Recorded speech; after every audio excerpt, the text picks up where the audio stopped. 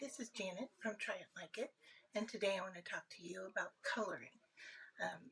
First off, there is no right or wrong way to color, but I want to give you some tips if you're looking for some ideas on how to improve your coloring and what you might possibly use it for besides relaxation. This was a great find. This book is from DC VW. And what I like about it is that this is the back of the book, and it shows you some examples of what you can do with the work in the book. It's a great size. I recently just had some surgery, and this was a manageable size book to take with me to the hospital, but it also came with sayings that I could frame or work that I could use to even turn it into a thank you note. So I really appreciated having this to work with. And then it tears out of the book here, and then there's a perforation. You probably can't see it, but there's a perforation along the edge right here, making it a nice smooth edge. Especially if you're going to turn it into a thank you note or use it in your scrapbooking. So that Color and Create is the kind of book. They have different styles or patterns, themes, but this is the one I was working with and I appreciated it, so I wanted to share that with you. The other thing I wanted to show you was to talk about pencils, and it really doesn't matter what kind of pencil you use. This is typically how I use my pencils, and that I get a lot of variety of pencils, different brands and so forth, and my daughters tend to use them as well, and so we end up with a lot of boxes with colored pencils in it, mixing and matching a lot of variety, and they all work together well. So I don't concern myself with that. One that I bought myself, which they happened to take over rather quickly, was this set of colored pencils I found on Amazon, and I'll leave you a link below. But what I liked about it was that it was more of a book binder, and it has a different color. I only have two of them here today, but like this one is Fire. It has an elastic band to it, and as you open it up, it has all the red colors together in the box. And so I really liked this idea. And so did my daughters, because it got confiscated rather quickly. So to start today, to talk about coloring, I'm just using a piece that I had printed out on the internet, and I wanted to show you some techniques. The first one being is that coloring in all the same direction can be helpful in the flow of your work. And so you can see here the lines tend to suggest to color all in one direction, but then you come across this and you color this way here. The way you color and the direction you color can add movement to your work. And so first thing I would suggest is that if you're going to color in straight lines, like so if you're going to work back and forth, like so, that you continue it all in the same manner across the page so that it works together. Okay? Now in this case, here we have the design going against that concept. So here are our choices, is to color short up and down, like so, to keep the strokes all headed in the same direction, or to change that movement and to go against it, but with the shape. So you kind of decide what works for you and how that changes the look of what you're doing. So you've got choices here.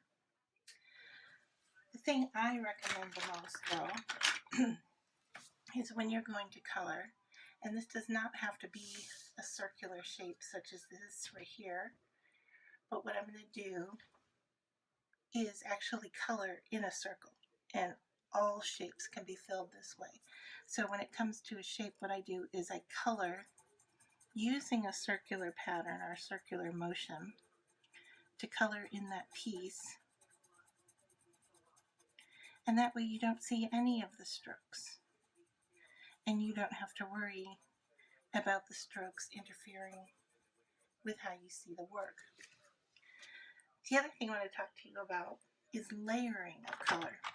Now, a lot of times people will color and consider this finished, is that you've got one color down and it's done, and that's perfectly fine. But the other thing you might want to do is pick 3 colors that go together well and use those to color in one shape. With colored pencils, you can build up the surface until you get a waxy shine to the surface. So I'm going to go into this circle here and show you how you can build up colors. So the first thing I have down here is a light blue, and now I'm going over it with a green. First time around, I'm not really pushing that hard, but I am starting to push a little bit harder so that you can see that shape starting to come about. And I'm really trying to build up the amount of color here. So I'm going back in with the blue, back in with the green. And when you build up layers of colored pencil, and it does get this waxy build up here, what happens is you see less of the paper and more of the color. So finally I'm going to go over with a dark blue. Now I'm not using this in all places, but just around the edge to shade. And so hopefully you can begin to see how that dark color is mixing with the green color and the light blue to give that a highlighted shape as opposed to just a solid colored shape. And so you can do this all over your page. I can even go in to lighten that. I like to work with white a lot to highlight, and I'm not seeing a white in this box, so I'm going to use yellow, which will turn this to be a little bit more green because blue and yellow make green. But I'm going to highlight that area to give it a little bit more lightness. Okay, so that's one way to shade.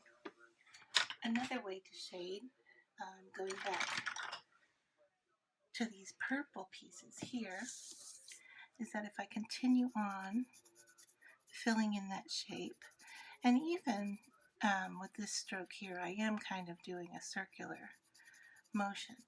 But let's say, even just using one color, I want to shade a bit. So then I can go back in here with a little bit more pressure and really work along those edges to give that shape some depth.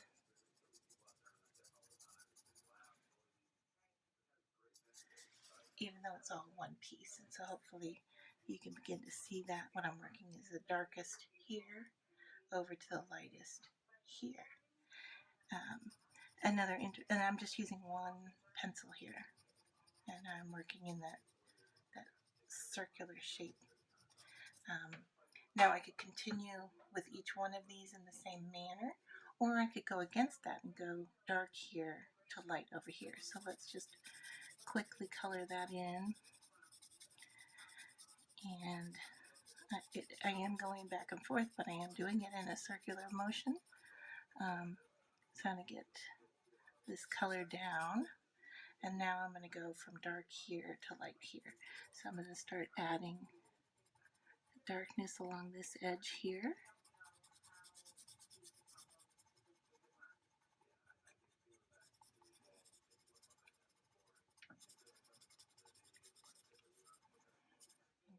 towards that lightness.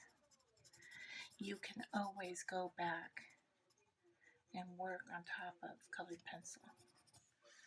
Okay, so hopefully that shows you some options and some variety. Let me bring this closer so you can see.